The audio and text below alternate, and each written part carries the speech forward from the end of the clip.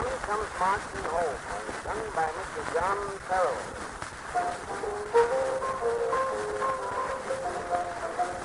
When Johnny comes marching home again, hurrah, hurrah, swing to my heart, he welcomes and hurrah, hurrah. The men will cheer and the boys will shout, the ladies they will all turn out, we'll all feel gay when Johnny comes marching home.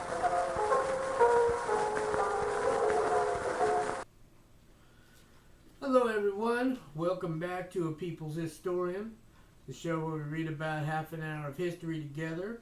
My name is Jason Kishinev, and we're about to start Chapter 8 of A People's History of the United States by Howard Zinn. Remember, if you like what you hear, hit the like and subscribe button and the notification bell. Shall we dig in? Chapter 8. We take nothing by conquest, thank God. Which is a bizarre title, isn't it? Colonel Ethan Allen Hitchcock, a professional soldier, graduate of the Military Academy, commander of the 3rd Infantry Regiment, a reader of Shakespeare, Chaucer, Hegel, Spinoza, wrote in his diary, Fort Jessup, Louisiana, June 30th, 1845. Orders came last evening by express from Washington City directing General Taylor to move without any delay to some point on the coast near the Sabine or elsewhere, and as soon as he shall hear of the acceptance of the Texas Convention by the Texas Convention of the annexation resolution of our Congress, he is immediately to proceed with his whole command to the extreme western border of Texas and take up a position on the banks of or near the Rio Grande, and he is to expel any armed force of Mexicans who may cross that river. Bliss read the orders to me last evening hastily at Tattoo. I have scarcely slept a wink thinking of the needful preparations. I am now noting at reveille by candlelight and waiting the signal for muster. Violence leads to violence, and if this movement of ours does not lead to others and to bloodshed, I am much mistaken. Hitchcock was not mistaken. Jefferson's Louisiana Purchase had doubled the territory of the United States, extending it to the Rocky Mountains. To the southwest was Mexico, which had won its independence in a revolutionary war against Spain in 1821. A large country, which included Texas and what are now New Mexico, Utah, Nevada, Arizona, California, and part of Colorado. After agitation and aid from the United States, Texas broke off from Mexico in 1836, after 15 years, and declared itself the Lone Star Republic. In 1845, the U.S. Congress brought it into the Union as a state. In the White House now was James Polk, a Democrat, an expansionist, who on the night of his inauguration confided to his Secretary of the Navy that one of his main objectives was the acquisition of California. His order to General Taylor to move troops to the Rio Grande was a challenge to the Mexicans.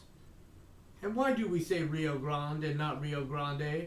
Is that too hard to say Grande? But seriously, it's how it's pronounced. I will continue to use the American pronunciation just because I feel silly. It was not all that clear that the Rio Grande was the southern boundary of Texas, although Texas had forced the defeated Mexican General Santa Anna to say so when he was a prisoner.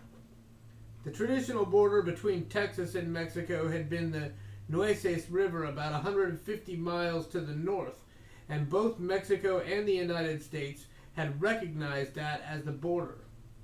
However, Polk, encouraging the Texans to accept annexation, had assured them he would uphold their claims to the Rio Grande. Rio Grande. Ordering troops to the Rio Grande into territory inhabited by Mexicans was clearly a provocation. Taylor had once denounced the idea of the annexation of Texas, but now that he had his marching orders, his attitude seemed to change. His visit to the tent of his aide Hitchcock to discuss the move is described in Hitchcock's diary. He seems to have lost all respect for Mexican rights and is willing to be an instrument of Mr. Polk for pushing our boundary as far west as possible. When I told him that if he suggested a movement, which he told me he intended, Mr. Polk would seize upon it and throw the responsibility on him, he at once said he would take it, and added that if the president instructed him to use his discretion, he would ask no orders but would go upon the Rio Grande as soon as he could get transportation. I think the general wants an additional brevet and would strain a point to get it. A brevet is like a field promotion without an increased salary. Taylor moved his troops to Corpus Christi, Texas, just across the Nueces River, and waited further instructions. They came in February 1846 to go down the Gulf Coast to the Rio Grande. Taylor's army marched in parallel columns across the open prairie. Scouts far ahead and on the flanks, a train of supplies following. Then, along a narrow road through a belt of thick chaparral, they arrived, March 28, 1846. In cultivated fields and thatched roof huts, hurriedly abandoned by the Mexican occupants who had fled across the river to the city of Matamoros. Taylor set up camp, began construction of a fort, and implanted his cannons facing the white houses of Matamoros, whose inhabitants stared curiously at the sight of an army on the banks of a quiet little river. Actually, I added the word little. He didn't say little. I have no idea what the river looks like at that part. The Washington Union, a newspaper expressing the position of President Polk and the Democratic Party, had spoken early in 1845 on the meaning of Texas annexation. Let the great measure of annexation be accomplished, and with it the question of boundary and claims. For who can arrest the torrent that will pour onward to the west? The road to California will be open to us. Who will stay the march of our western people? They could have meant a peaceful march westward, except for other words. In the same newspaper, a corps of properly organized volunteers would invade, overrun, and occupy Mexico. They would enable us not only to take California, but to keep it. It was shortly after that, in the summer of 1845, that John O'Sullivan, editor of the Democratic Review, used the phrase that became famous, saying it was our manifest destiny to overspread the continent allotted by Providence for the free development of our yearly multiplying millions. Yes, manifest destiny. All that was needed in the spring of 1846 was a military incident to begin the war that Polk wanted. It came in April when General Taylor's quartermaster, Colonel Cross, while riding up the Rio Grande, disappeared. His body was found 11 days later, his skull smashed by a heavy blow. It was assumed that he had been killed by Mexican guerrillas crossing the river. In a solemn military ceremony visible to the Mexicans of Matamoros, crowding onto the roofs of their houses across the Rio Grande, Cross was buried with a religious service and 3 volleys of rifle fire.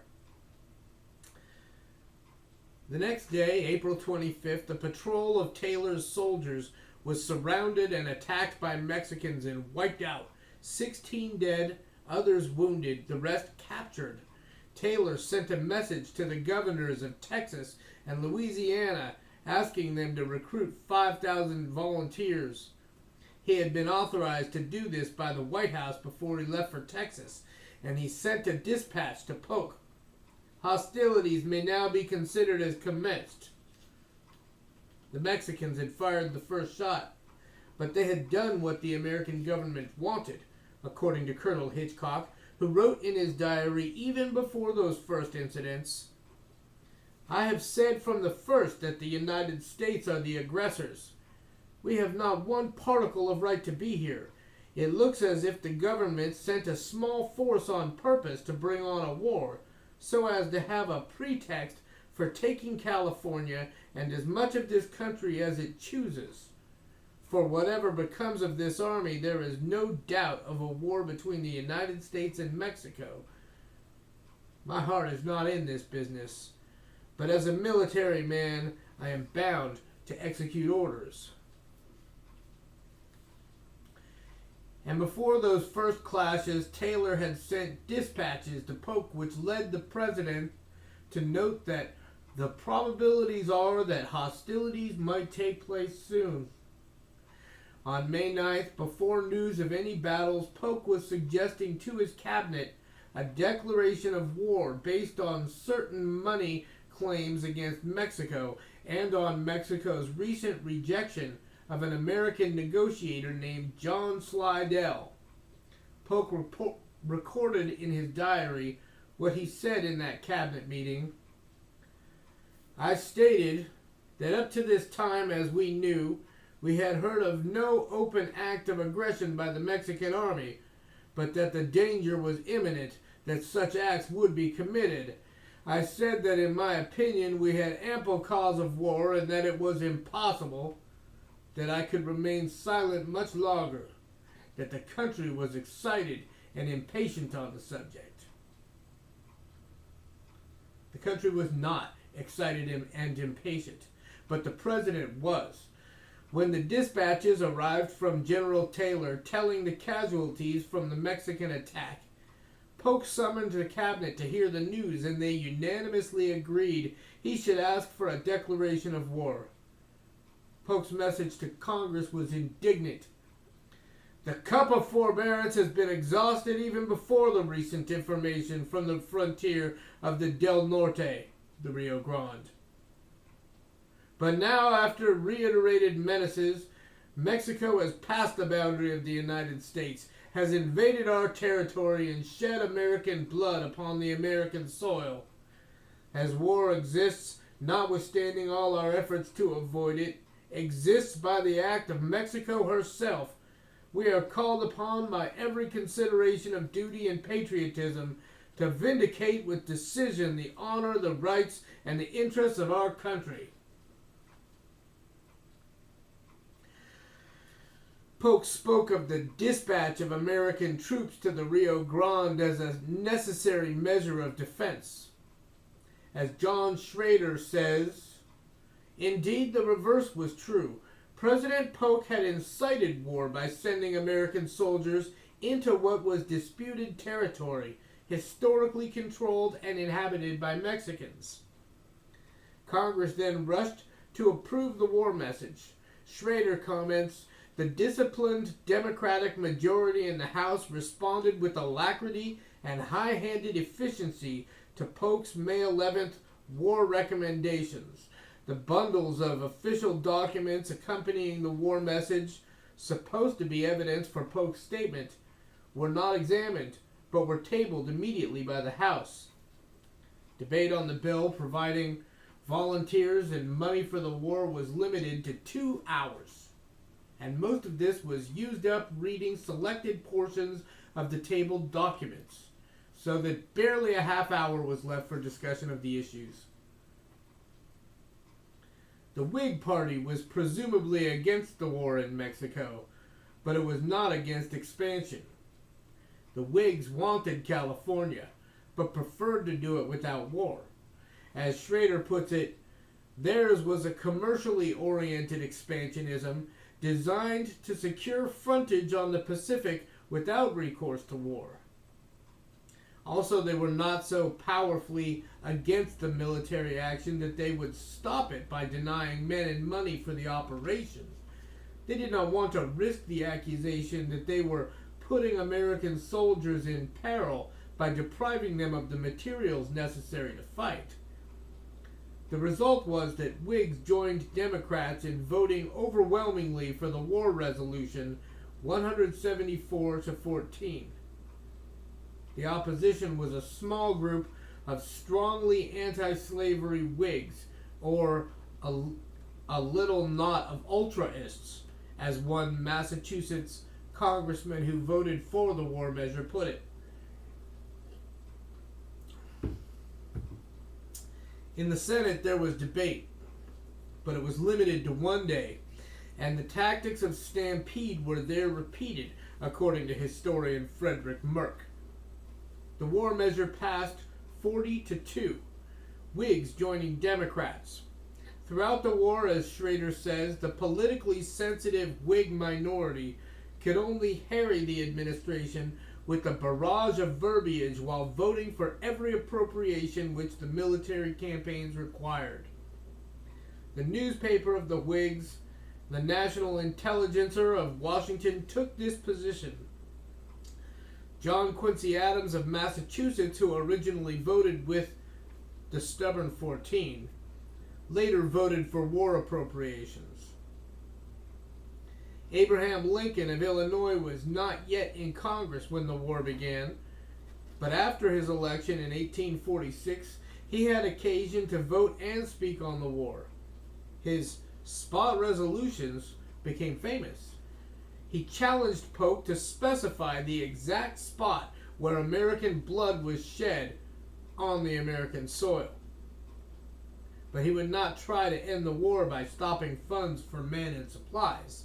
Speaking in the House of July 27, 1848, in support of the candidacy of General Zachary Taylor for president, he said, "But as General Taylor is par excellence the hero of the Mexican War, and as you Democrats say we Whigs have always opposed the war, you think it must be very awkward and embarrassing for us to go for General Taylor. The declaration that we have always opposed the war is true or false, according as one may understand the term oppose the war.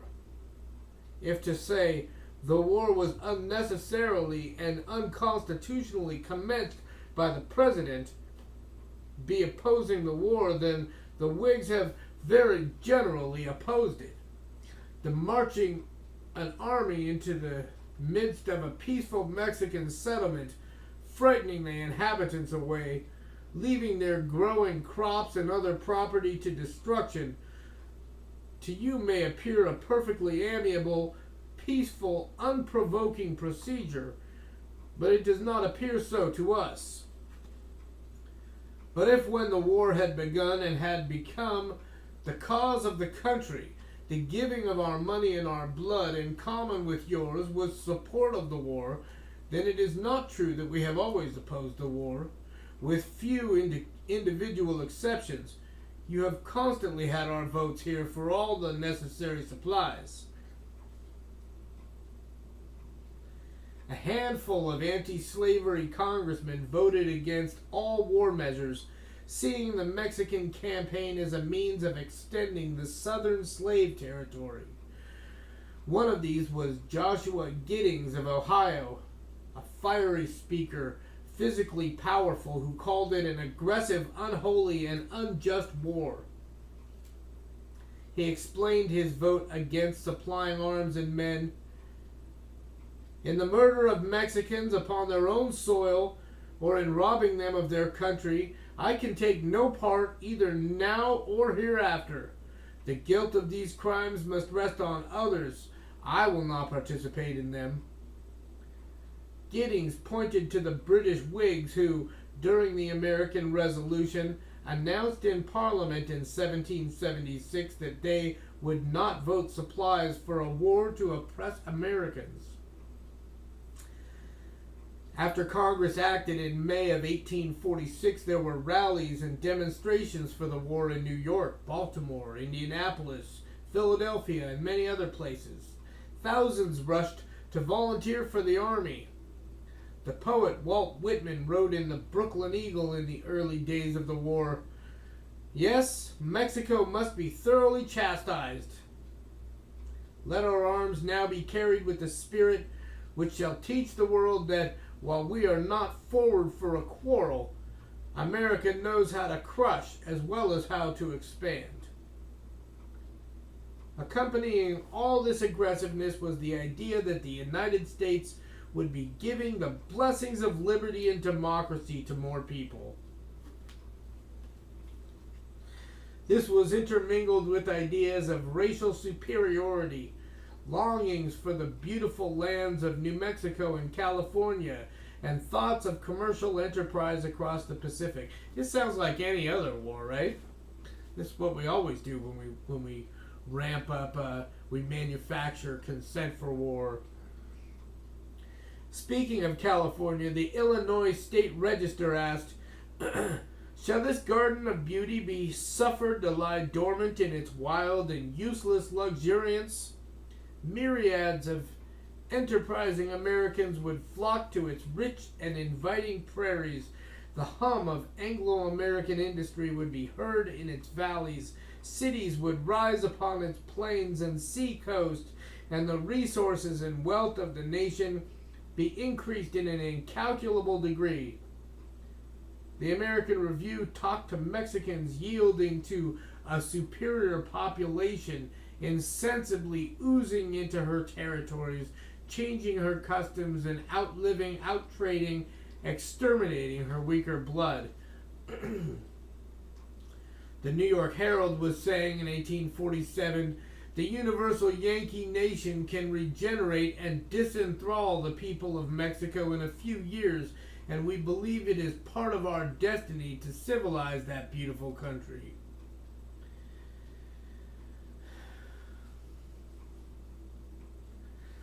A letter appeared in the New York Journal of Commerce introducing God into the situation. The supreme ruler of the universe seems to interpose and aid the energy of man towards benefiting mankind. His interposition seems to me to be identified with the success of our arms, that the redemption of 7 million of souls from all the vices that infest the human race is the ostensible object, appears manifest. There's that word again. Senator H.V. Johnson said, I believe we should be recreant to our noble mission if we refused acquiescence in the high purpose of a wise providence. War has its evils. In all ages it has been the minister of wholesale death and appalling desolation, but however inscrutable to us, it has also been made by the all-wise dispenser of events the instrumentality of accomplishing the great end of human elevation and human happiness. It is in this view that I subscribe to the doctrine of manifest destiny. There it is again. God wants us to kill everybody and take their land.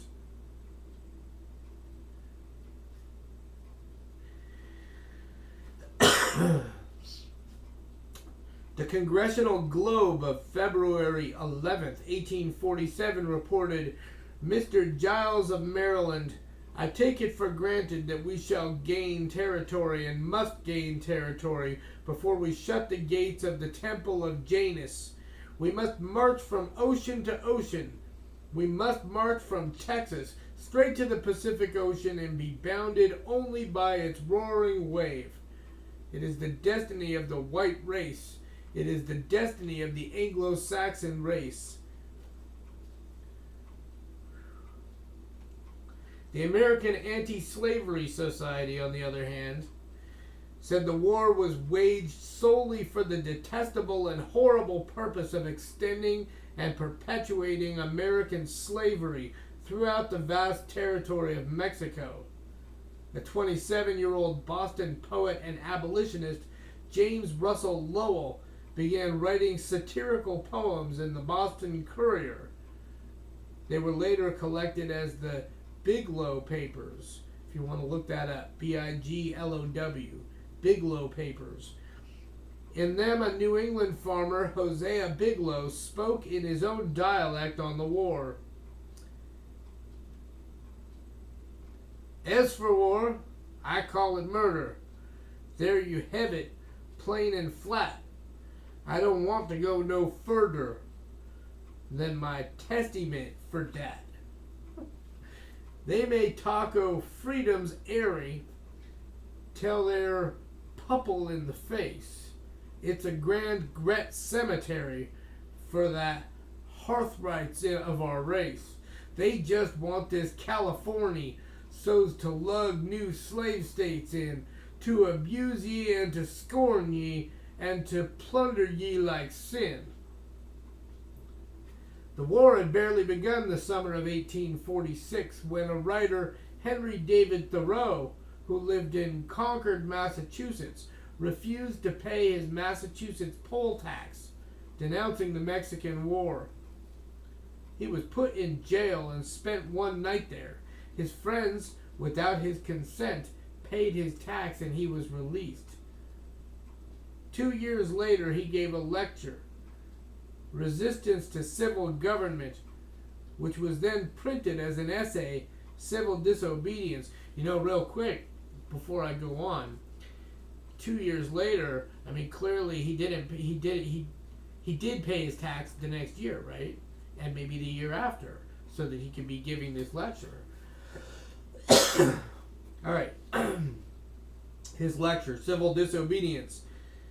It is not desirable to cultivate a respect for the law so much as for the right. Law never made men a whit more just, and by means of their respect for it, even the well-disposed are daily made the agents of injustice. A common and natural result of an undue respect for law is that you may see a file of soldiers marching in admirable order over hill and dale to the wars against their wills, against their common sense and consciences, which makes it very steep marching indeed, and produces a palpitation of the heart. His friend and fellow writer, Ralph Waldo Emerson, agreed, but thought it futile to protest. When Emerson visited Thoreau in jail and asked, "What are you doing in there?" it was reported that Thoreau replied, "What are you doing out there?" The churches, that's pretty good. The churches, for the most part, were either outspokenly for the war or timidly silent. Generally, no one but the Congregational Quaker and Unitarian churches, Congregational Quaker and Unitarian churches spoke clearly against the war. Now I think I confused that sentence. Generally, no one but the Congregational Quaker and Unitarian churches spoke clearly against the war. However, one Baptist minister, the Reverend Francis Wayland, president of Brown University, gave 3 sermons in the university chapel in which he said that only wars of self-defense were just, and in case of unjust war, the individual was morally obligated to resist it and lend no money to the government to support it. The Reverend Theodore Parker, Unitarian minister in Boston, combined eloquent criticism of the war with contempt for the Mexican people, whom he called a wretched people, wretched in their origin, history, and character, who must eventually give way as the Indians did. Yes, the United States should expand, he said, but not by war, rather by the power of her ideas, the pressure of her commerce, by the steady advance of a superior race with superior ideas and a better civilization, by being better than Mexico, wiser, humaner, more free and manly. This stuff sounded normal back in that day. It just doesn't sound normal to me. Parker urged active resistance to the war in 1847. Let it be infamous for a New England man to enlist, for a New England merchant to loan his dollars or to let his ships in aid of this wicked war. Let it be infamous for a manufacturer to make a cannon, a sword, or a kernel of powder to kill our brothers. The racism of Parker was widespread. Congressman Delano of Ohio, an anti-slavery Whig, opposed the war because he was afraid of Americans mingling with an inferior people who embrace all shades of color, a sad compound of Spanish, English, Indian, and Negro bloods, and resulting, it is said, in the production of a slothful, ignorant race of beings. And on those ugly words, let's close the episode. And thank you for joining me.